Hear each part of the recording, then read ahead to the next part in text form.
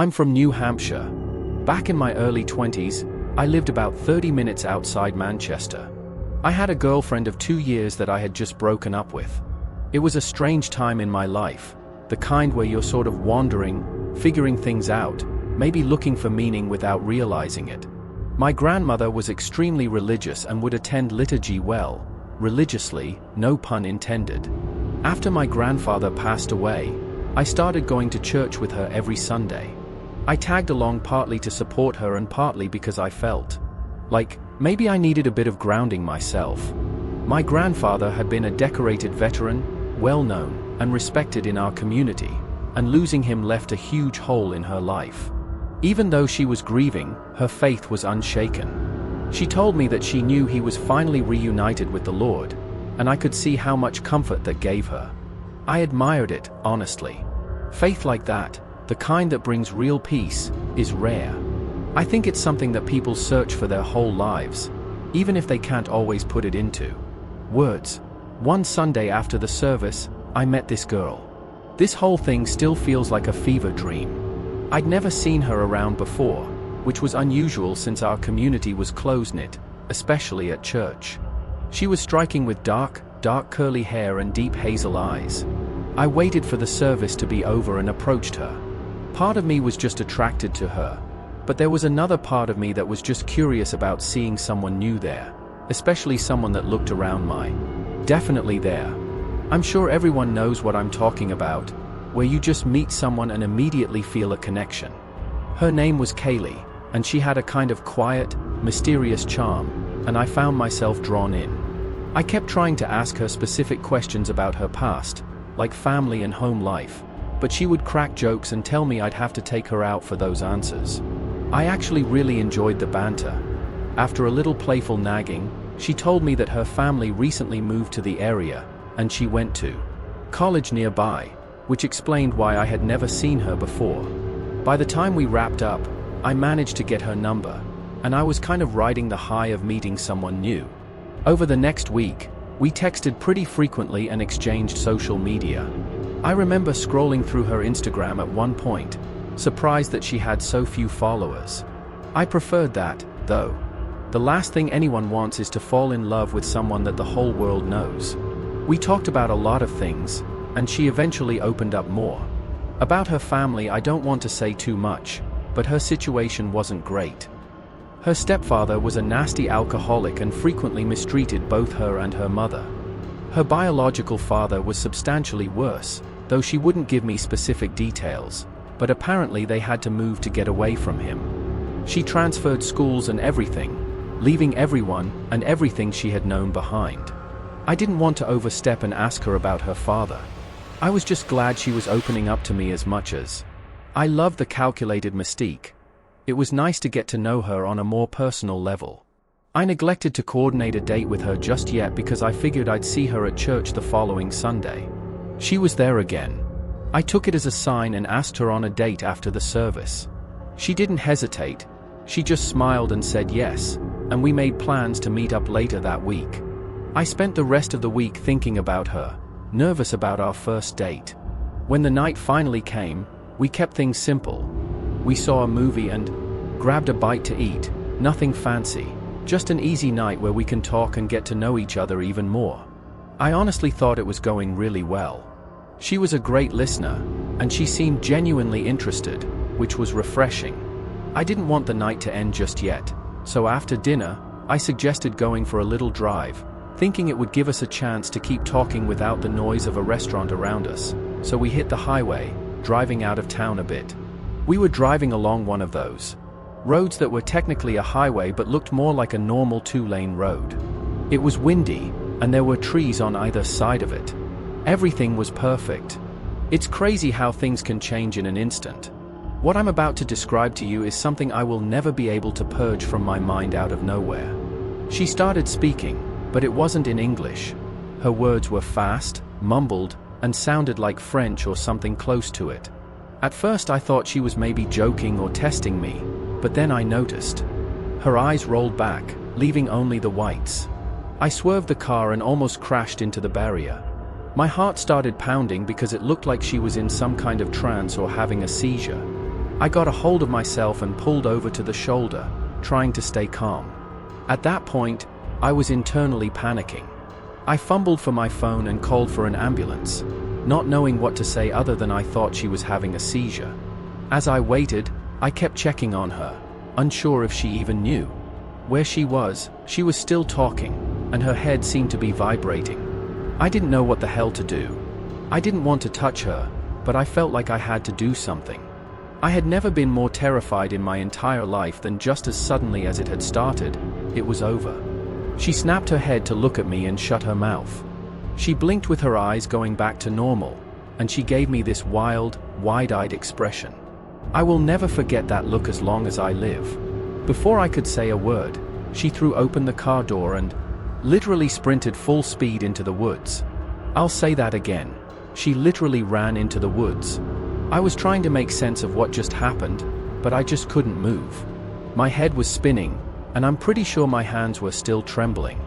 I sat in that position until the cops and paramedics showed up. I told them everything, even though it sounded insane.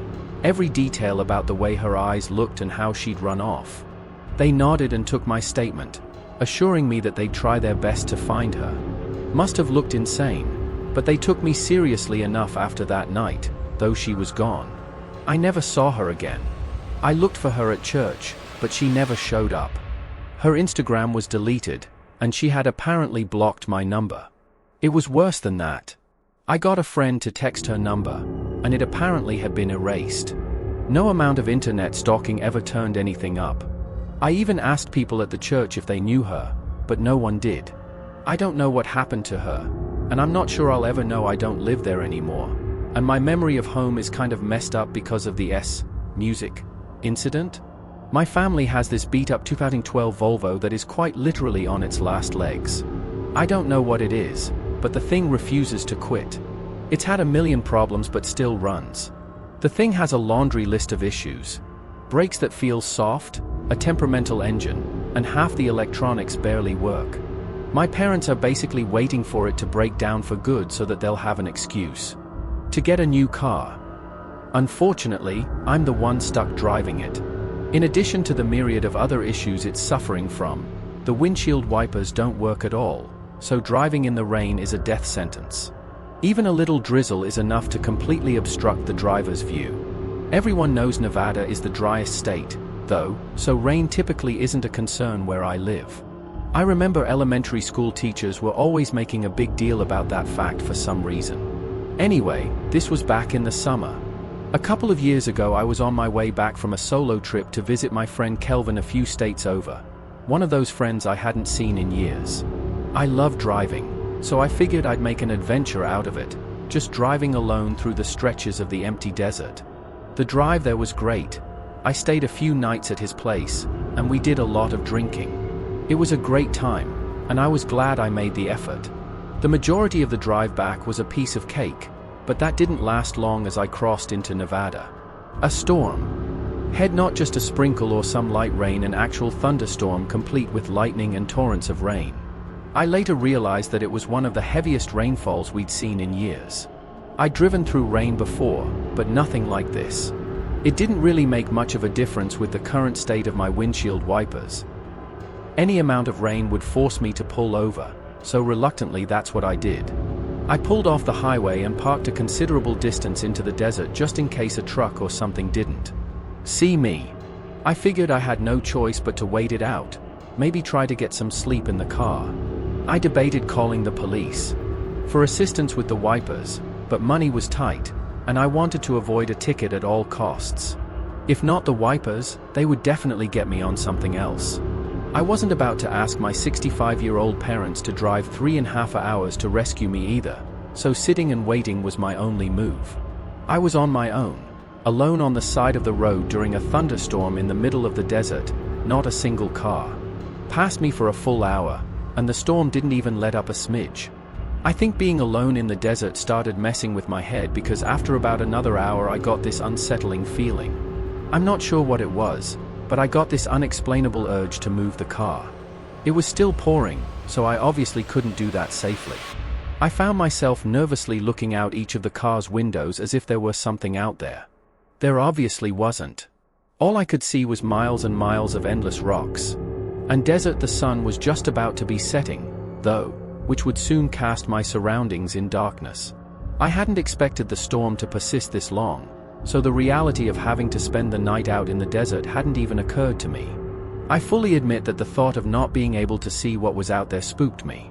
I don't exactly scare easily, but I had heard enough desert stories to be understandably cautious. As if my thoughts were being read, the storm began to subside a bit. Took that as a sign that I'd be able to get back on the road soon, which was a relief.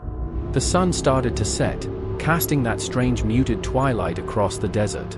Under different circumstances, I would have admired the beauty of it. The damn rain wasn't stopping, though, so I had had no choice but to stay put. I tried to concentrate on the lightning in the distance, thinking maybe that would ease my mind. I don't remember how much longer I waited, but eventually the sun set completely. At that point, I decided waiting was wasting valuable energy, and I'd be better off trying to get some shut-eye. Just as I was about to close my eyes, I saw flashes in the distance. It wasn't lightning this time, just bright, sharp bursts of white light darting through the darkness. They seemed to jump around like they were coming from multiple places. It was creepy as hell.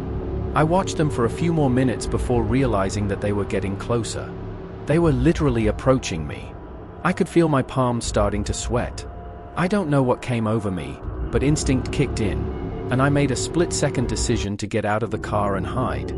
I grabbed my phone, scrambled out, and ran to hide behind the nearest rock formation.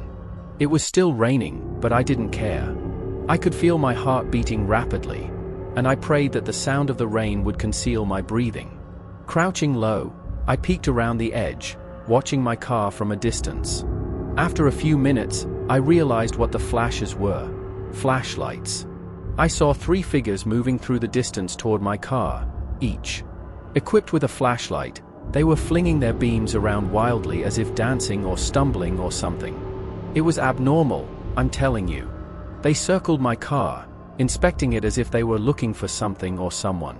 I'm telling you, though, the way they wielded their flashlights, it was like they were on something. I squinted, trying to make out details, but it was too dark to see much. Without warning, one of them fired a gunshot at the sky. I jumped completely, caught off guard, and I bit down on my lips so hard I broke the skin. Every instinct told me to stay as still as possible to make myself invisible behind the rocks. For what felt like forever, I stayed frozen in place, not daring to peek behind the rock. Eventually, the curiosity was unbearable. Slowly, I peered behind the rock again, and I felt my stomach drop. It was pitch black, no flashlights. I waited, not sure where those people had gone, and then just like that, the lights were back, flickering around my car again like they were taunting me. I knew I couldn't stay there. All night my hand shook as I pulled out my phone, fumbling to dial 911. I whispered into the phone, trying to explain what was happening with my voice barely audible. The operator said they'd sent someone, and I put the phone down, feeling both relieved and terrified after what felt like an eternity. I finally saw the faint glow of police lights in the distance. The second the lights started flashing, the 3 figures turned and bolted, disappearing into the darkness. By the time the cop actually pulled up next to my car, they were long gone. I ran through the rain, waving my arms, grateful that I had been saved. The officer listened as I told him everything. He didn't seem particularly shocked, which somehow made all of it feel worse. He did have the courtesy of waiting out the storm with me and not towing my vehicle, which I guess I could say was a good thing. I think about this often, and I haven't done a road trip since music. What I'm about to tell you is the strangest experience I've ever lived through. My name is Mary, and my friend is Carol, and I were driving from Florida to New Jersey a few months back. We were coming back from visiting a few friends who went to school down there. It was a really fun time, but Carol and I had to get on with our lives. The drive was supposed to be fun, a little road trip, just us two, with a bunch of snacks, music, and time to catch up on all the things we hadn't talked about in ages. In hindsight, it probably would have been a better idea to stay one more night at our friend's place, but I wanted to get home. We were planning to do the whole drive in one shot. We drove through the night and into the next morning. A few hours after the sun came up, my back started to ache from sitting in the same position for so long. I told Carol we should pull over somewhere for a break, grab some gas, and maybe find something to eat before we get back on the road. We drove past a few more exits before ultimately getting off at what claimed to be a lively touristy town. For the life of me, I can't remember what the actual name of the town was. It was one of those places that you'd expect to be a tourist stop with signs pointing to attractions and promises of unique shops or local history. But even as we pulled in, I felt something was off. The streets were empty, and the buildings looked like they'd seen better days. A little too worn down for a place supposedly catering to visitors. It's hard to explain the feeling, but it was the kind of place where you could sense something was wrong without actually knowing what. I'm sure everyone kind of knows what I'm talking about. But have you ever driven through one of those ghost towns where all the shop signs are still up but everything is clearly abandoned? Yeah, that's what it felt like. Only it was weirder since things weren't actually abandoned. They just looked that way. It wasn't your typical haunted kind of vibe, but strange enough that it's been on my mind ever since. The first stop was the convenience store. We actually had to drive for a decent while before entering the heart of the town, or whatever you'd call it. We pulled into the stretch and grabbed some refreshments. The two of us headed inside. It looked pretty normal in there, actually. Carol was looking for a specific drink she wanted but quickly grew frustrated when she realized they didn't have it. She's a bit of a drama queen, so I indulged her tantrum and agreed to go somewhere else. I still wanted to get my Gatorade, though, so I walked up to the counter with it to pay. The cashier was a woman about 30 or 35, if I had to guess. She had dark brown hair and was on the taller side. Again, all very normal. The only reason I remembered her features was because she was wearing suspenders, which I wasn't used to seeing. I paid for my drink, and we left. Carol pointed to another convenience store across the street, so we figured we'd give it a shot. When we walked into the second store, I literally felt my stomach drop. The cashier behind the counter looked exactly like the girl who'd been working at the first place. Same hair, same face, same height, same everything. I froze, staring at her. I could tell I was making her uncomfortable. Eventually, I asked her if she had a twin or a sister or something. She gave me a weird look, almost skeptical, and said she didn't have a twin and that she was an only child. She narrowed her eyes and told me that that was a strange thing to ask, which I guess it was. I tried to explain myself, but she didn't say anything after that. I felt this weird sense of déjà vu and backed out of the store, dragging Carol along with me. Carol was confused, but I explained myself and asked if she noticed the same thing. She said she didn't remember what the other cashier looked like, and that I was probably just tired from driving for so long. I knew what I saw, though, and told her I'd prove it. We ran back to the first convenience store, but when we got there, the girl inside looked nothing like who I remembered seeing. She was a completely different person. She was short with light hair and looked middle-aged. There was absolutely no chance anyone could have confused her for the other cashier. She didn't even look like she was in the same age range. It was as if I had imagined the whole thing. Carol told me to just forget about it and that I was tired, but I insisted that I wasn't imagining things. Eventually, I had no choice but to let it go. I was eager to get out of there, but we needed gas. We pulled into the first gas station we saw, which was void of people. It was completely empty, just our car, the pumps, and a small building at the back where you would pay. We were literally the only car in the entire lot. The two of us walked inside. Carol took her sweet time looking for her drink, but of course it wasn't there either. I paid, waited for her, and we left. We couldn't have been in there for more than a few seconds. As we walked out, I again felt a weird feeling in my gut. What had not 2 seconds ago been a completely empty gas station was now packed to the brim. The place was overflowing with people. It was the strangest thing. Cars filled every single pump, and there were even some lined up as if we'd wandered into rush hour at the busiest station in the state. All the parking spots in the back lot were full. To make matters worse, it felt like everyone was eyeing us down as we walked to our car. I don't think I've ever felt more uncomfortable with people staring at me this time. Carol agreed that something bizarre was going on. I could tell that both of us felt the same. Eerie suspicion. It was like we'd left reality for a second, and when we came back, something had shifted. We decided to say screw it on the food and just find our way back to the highway. I didn't have much of an appetite at that point anyway. Back on the road, we didn't say much for a while. I wasn't scared, but I just had a bad feeling in my gut. I'm not sure how to even explain it. As we got slightly further away, Carol and I talked about how weird that had just been. As we were talking, a car passed us, a Toyota Sienna with a cracked windshield. I remember it distinctly because the windshield had this big spiderweb crack running through it, and the side was scratched up pretty bad. It was kind of hard to miss. Carol made a joke about it, but I can't remember exactly what it was. Just as we were starting to loosen up, everything came crashing down again. About 10 minutes later, the exact same minivan passed us again. We were both 100% sure of it again. It was impossible to miss with this massive crack in the windshield. How was that even possible, though? We had been driving in a straight line at a pretty fast clip. There's no way it could have gotten ahead of us, but the odds of passing two different Siennas with identical cracks in the windshield were insanely slim. Carol started saying, "Oh my God," over and over again, and I could tell she was on the verge of a panic attack. She told me to speed up, which I did. I was dying inside, but I had to keep it together as the driver, and for Carol's sake, I wanted nothing more than to get back on the highway and leave that place behind forever. I glanced down at the GPS and saw that an hour had somehow passed since we had left the gas station, which was virtually impossible. I wanted to tell Carol about it, but I didn't know if she could take any more weird stuff. My heart was in my throat, but I just kept driving. Part of me wondered if the GPS was going to start taking us in circles. We finally got back on the highway, and the nightmare ended there. By the time we got home, however many hours later, it felt like we were waking up from some strange, disjointed dream.